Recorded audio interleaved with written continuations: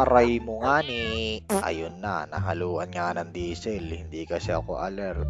Pero ito kasi mangyayari sa inyo kapag nangyari to sa inyo. Kaya dapat wag mangyari to. Ayun nga, number one nga, mahirap mag-start ang makina.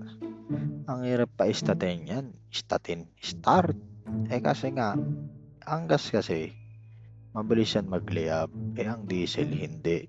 Kaya pag oras yan na naipasok yan, na naikarga yan dyan sa may gasoline engine mo, mahirapan yan mag-start. Ako, ang dami pang mangyayari bago pa mag-start yan. Kung mapastart yan, may iba ka pang mararamdaman. Kaya talagang nakakainis pag nahaluan. Number 2, sablay ang idle or manginig ang makina. Diba dati, yan nga kasi dati smooth yan kaso ito nga nahaluan nga ng diesel nga nagigimi-gimi na tuloy yung makina ko.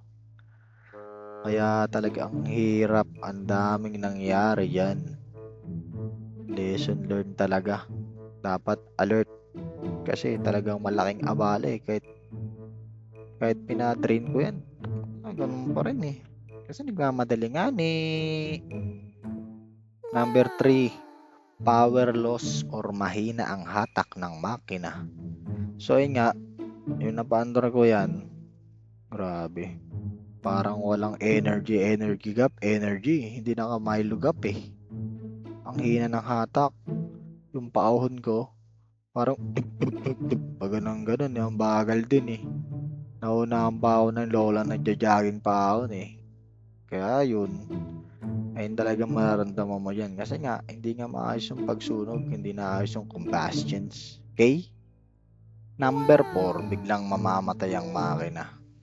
Ito talaga pinakamalaking abala sa lahat, boy. Yung biglang namamatay yung makina, boy. Kaya yun, tiis-tiis, tamang gapang from Silang to Silang din naman ang punto ko. Pero halos 25 kilometer din yun. Ginabang ko yan, boy. Kinakabahan niya ako, baka malobat yung battery ko. Pero glory to God, kaya naman. T-walls lang, T-walls. Kayang-kaya yan. Kaya, basta laking abala yan. Bad trip.